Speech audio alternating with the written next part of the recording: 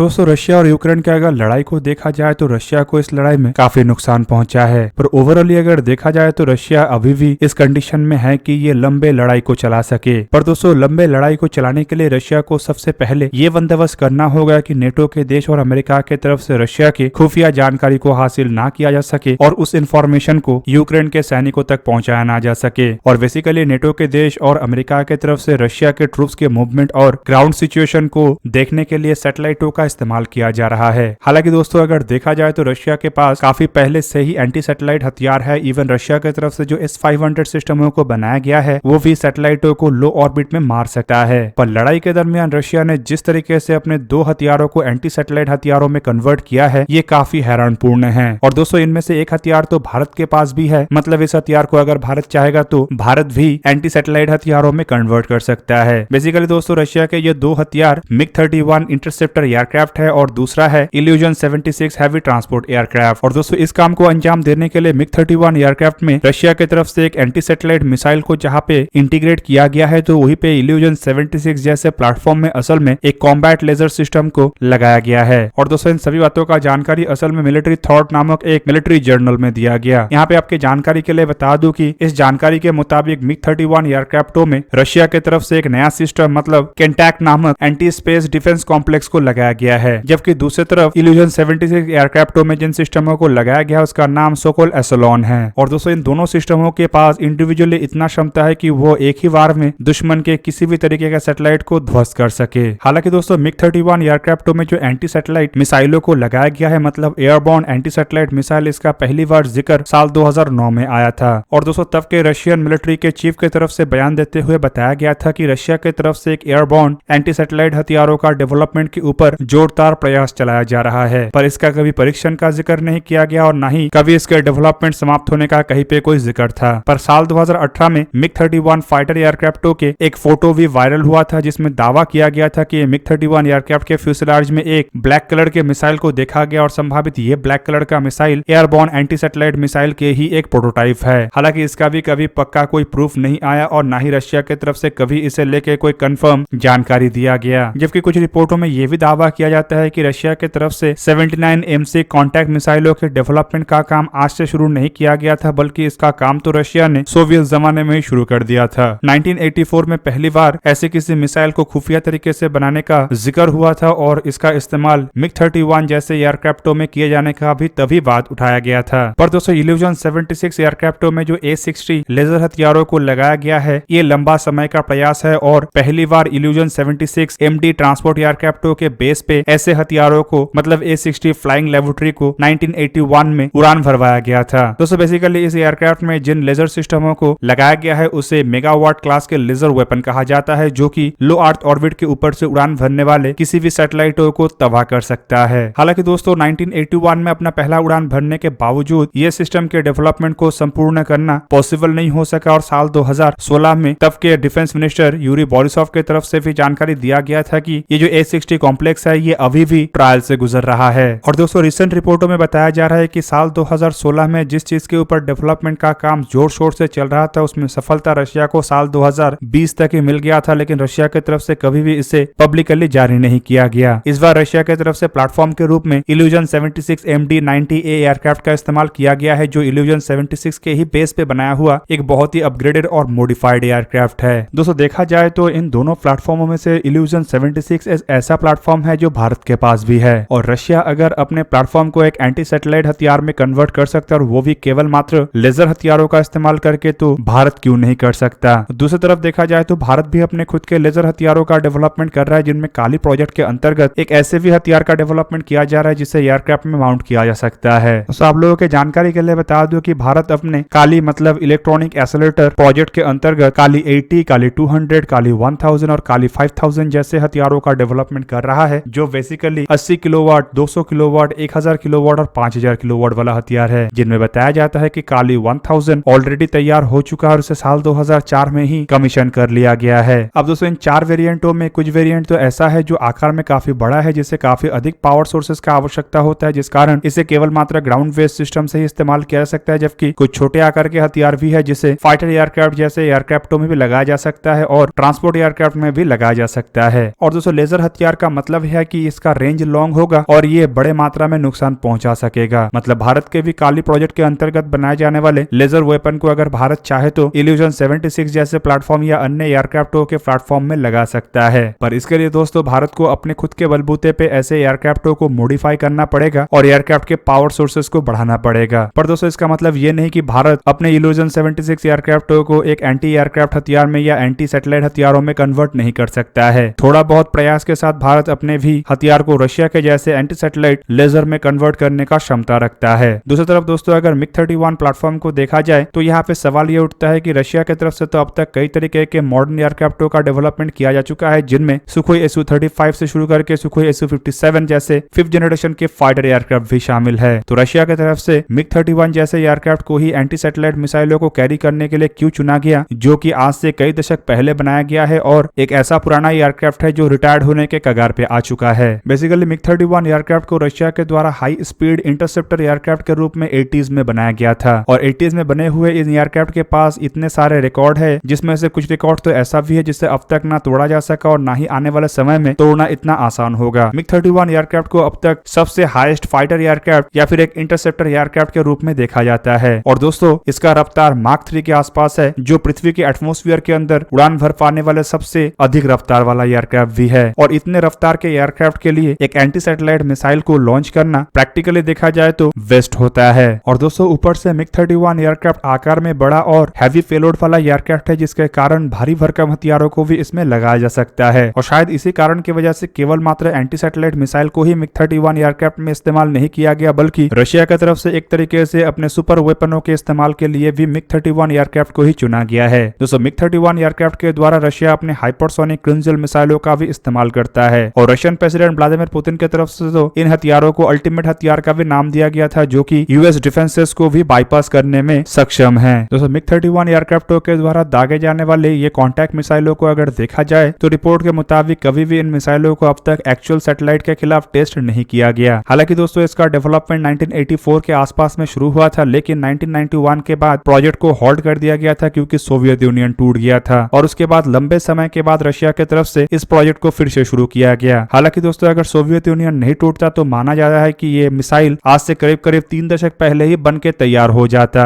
अब दोस्तों दूसरी तरफ अगर देखा जाए तो रशिया के MiG-31 एयरक्राफ्टों का इस्तेमाल करके जिस तरीके से एंटी सैटेलाइट हथियारों को बनाया गया है, उसी तरीके से अमेरिका के तरफ से भी एक एंटी सैटेलाइट हथियार मतलब एयर लॉन्च एसेट वेपन को टेस्ट किया जा चुका है। और दोस्तों ये आज नहीं बल्कि 1985 में पहली बार टेस्ट हुआ था और ये जो मिसाइल है इसे ASM-135 एसेट कहा जाता है। अमेरिका की तरफ से अपने एसेट हथियारों को टेस्ट करने के लिए एक मॉडिफाइड F-15 फाइटर एयरक्राफ्ट का इस्तेमाल किया गया था और दोस्तों आपके जानकारी के लिए बता दूं कि F-15 अभी भी इस्तेमाल होता है। F-15 भी एक बहुत ही हाई स्पीड एयरक्राफ्ट है, लेकिन ये MiG-31 जैसे उतने हाई स्पीड एयरक्राफ्ट नहीं है। हालांकि दोस्तों अगर देखा जाए तो अमेरिका के द्वारा अपने एंटी सैटेलाइट मिसाइल के करीबन 5 टेस्ट को अंजाम दिया गया है, जिनमें एक टेस्ट ही सक्सेसफुल हुआ था और दोस्तों इस सक्सेसफुल टेस्ट के दरमियान नासा के एक लो अर्थ ऑर्बिट सैटेलाइट को अमेरिका के द्वारा मार गिराया गया था। पर रशिया की तरफ से अब तक air launch anti satellite missile को लेके कोई एग्जैक्ट ऐसे टेस्ट को अंजाम नहीं दिया गया है जिसमें किसी सैटेलाइट को मार गिराया गया हो। हालांकि अमेरिका और रशिया के अलावा भारत और चाइना जैसे देश के पास भी एंटी सैटेलाइट हथियार है, पर दोस्तों इन दोनों देशों के किसी के पास भी एयर लॉन्च एंटी सैटेलाइट हथियार नहीं है।